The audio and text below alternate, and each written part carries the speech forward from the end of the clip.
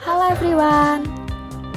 Kalau kalian pergi ke supermarket, karyawan di sana pasti akan menyambut kalian dengan ucapan, "Selamat datang di Indomaret."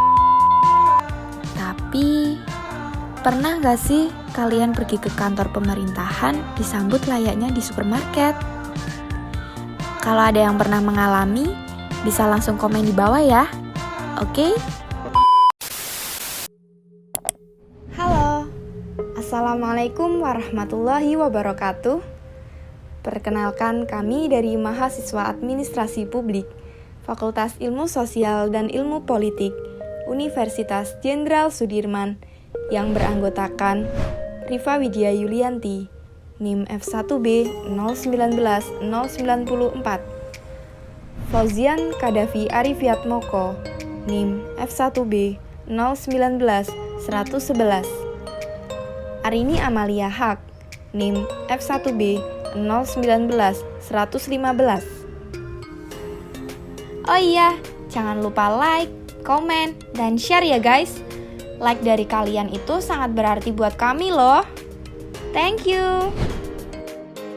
Pada cuplikan video ini, kami akan membahas mengenai potret pemerintahan daerah melalui inovasi pelayanan publik. Pada dasarnya, konsep good governance itu memberikan rekomendasi pada sistem pemerintahan yang demokratis, yang menekankan kesetaraan antara lembaga negara, baik di tingkat pusat maupun daerah, sektor swasta, dan masyarakat. Good governance atau tata kelola pemerintahan yang baik berdasarkan pada pandangan ini merupakan suatu kesepakatan yang menyangkut pengaturan negara yang diciptakan bersama oleh pemerintah, masyarakat, dan sektor swasta. Kesepakatan tersebut mencakup keseluruhan bentuk mekanisme, proses, dan lembaga-lembaga di mana warga negara dan kelompok masyarakat mengutarakan kepentingannya. Pada intinya, good governance itu memiliki 3 elemen yang mendukung tercapainya pemerintahan yang baik, yaitu pemerintah, swasta, dan masyarakat.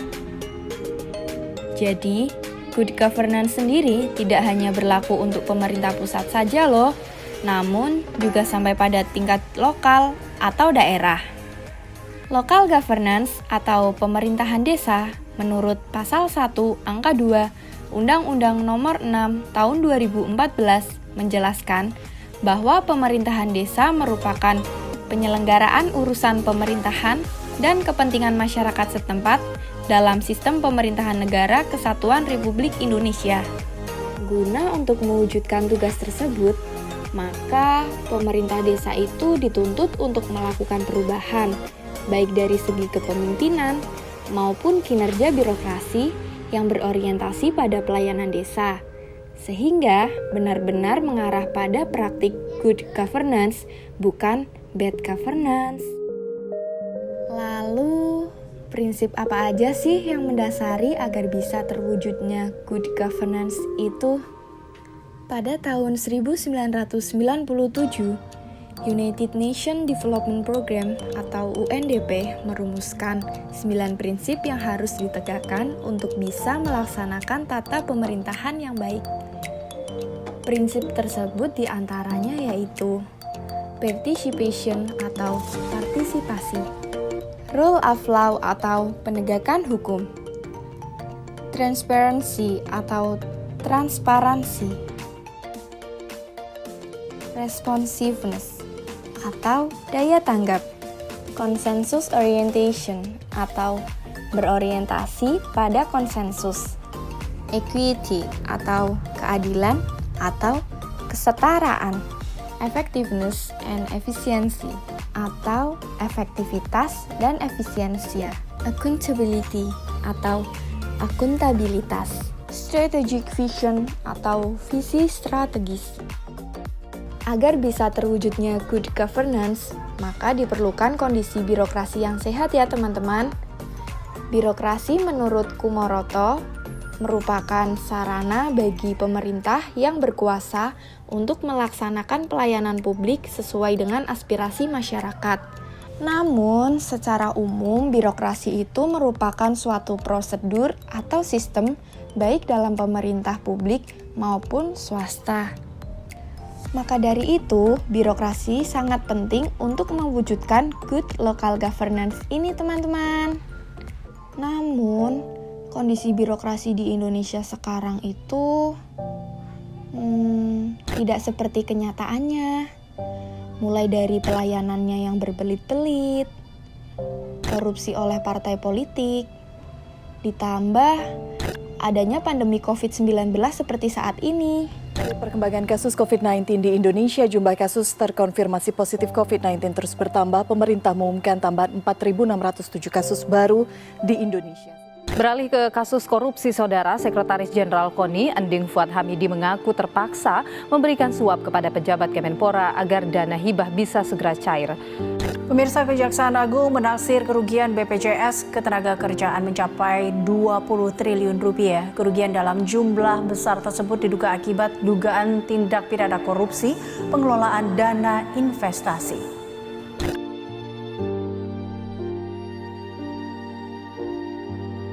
Wakil Presiden Ma'ruf Amin mengatakan salah satu sumbatan dalam pemulihan sektor kesehatan dan ekonomi akibat pandemi COVID-19 adalah birokrasi yang lambat.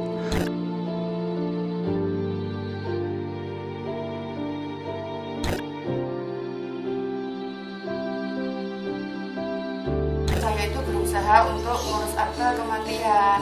Katanya sih lewat online. Karena saya nggak bisa buka sendiri, saya lewat tetangga-tetangga minta bantuan, ternyata juga nggak bisa. Nah, tanggal 25 Agustus, berkas itu sudah masuk di Dispenduk. Nah, tapi kok kenapa hingga beberapa minggu kok nggak bisa diakses lewat kelurahan? Akta anak saya kok nggak bisa, sementara yang lainnya bisa, gitu loh.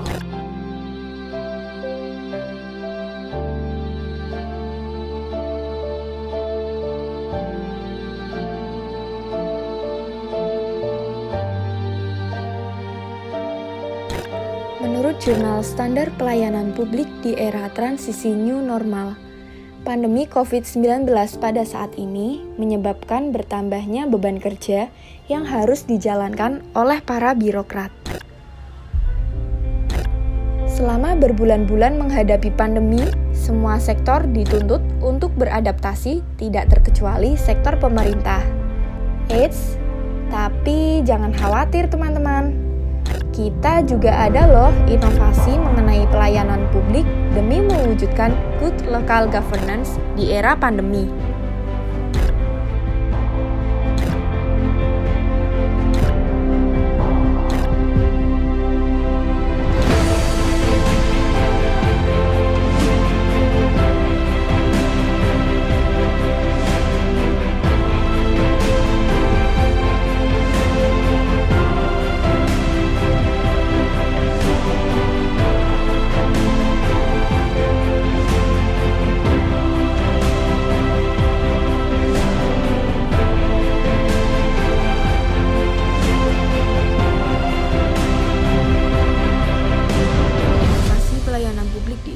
Saat ini mendorong adanya akselerasi tunggal untuk melawan COVID-19 seperti digitalisasi, Jogotongo, pusat informasi, koordinasi, dan lain sebagainya. Kami sangat tertarik dengan Dinas Kependudukan dan Pencatatan Sipil Kabupaten Tegal yang memberikan pelayanannya dengan menggunakan nomor antrian secara daring. Kami akan menyoroti inovasi tersebut secara lebih lanjut. Dalam rangka mencegah timbulnya antrian layanan administrasi kependudukan, warga pemohon kini diwajibkan mengambil nomor antriannya secara online, minimal sehari sebelum kedatangannya di Dinas Kependudukan dan Pencatatan Sipil Kabupaten Tegal. Sistem ini sudah diberlakukan sejak hari Senin 20 Juli 2020. Layanan tersebut dirancang untuk memudahkan masyarakat mendapatkan layanan administrasi kependudukan. Di samping untuk memudahkan petugas mengelola dan mengendalikan pelayanan di masa pandemi seperti saat ini, yang dibatasi maksimal 400 orang per harinya dan terbagi proporsional ke dalam 4 jenis layanan, yaitu pelayanan umum seperti pendaftaran penduduk dan pencatatan sipil, pencetakan KTP elektronik, perekaman KTP elektronik, dan sinkronisasi data kependudukan. Sejak diberlakukannya sistem antrean online ini, sudah tidak lagi dijumpai kerumunan warga pemohon baik di halaman parkir maupun ruang tunggu di Disduk Capil. Di sisi lain, pembatasan jumlah layanan harian tersebut terpaksa ditempuh karena adanya keterbatasan jumlah personil dari petugas pelayanan. Pendaftaran antrean secara online bisa dilakukan dengan mengakses laman disdukcapil.tegalkap.go.id. Di situ pemohon memasukkan NIK atau nomor induk kependudukan dan nomor telepon yang bisa dihubungi. Kemudian memilih loket pelayanan dan tanggal rencana kedatangan. Kemudian di situ tertera kode captcha yang harus diketikkan lalu diklik simpan. Setelah proses pendaftaran ini selesai, maka pendaftar akan mendapatkan pemberitahuan tanggal dan jam pelayanan melalui WhatsApp atau SMS.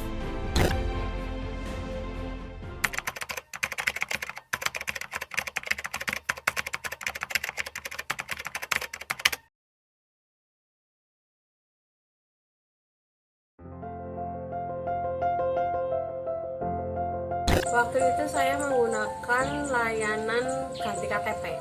Ya kan ada macam-macam ya, ada KK, ada akte. Kalau saya ganti KTP. Waktu ke sana saya urus KK yang baru. Kalau menurut saya sistem antri online itu lebih enak. Berarti ketika saya sudah tahu saya harus berkunjung ke online ke Dukcapil hari dan tanggal berapa dan jam berapa, itu saya sudah membawa berkas yang memang diperlukan. Waktu itu ganti KTP, saya bawa KK dan KTP lama, kemudian ditumpuk. Setelah ditumpuk berkasnya, diarahkan ke belakang. Saya nunggu nggak lama, sekitar 10-15 menit, dipanggil namanya, KTP saya yang baru sudah jadi. Sistem antrean online yang sekarang sih jauh lebih efektif, jauh lebih cepat, terus pelayanannya lebih baik, lebih bagus lah pokoknya.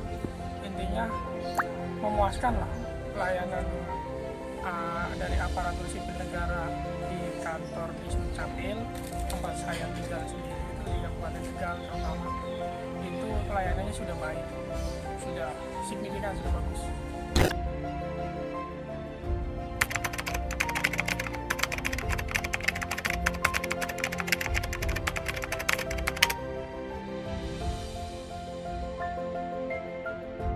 Jadi, seperti itu ya teman-teman. Good governance itu penting ya, apalagi di saat pandemi seperti sekarang ini, di mana pemerintah haruslah inovatif dan responsif dalam memberikan pelayanan publik pada masyarakat. Tidak hanya di tingkat pusat saja, akan tetapi di tingkat lokal atau daerah juga. Terima kasih semuanya. Wassalamualaikum warahmatullahi wabarakatuh.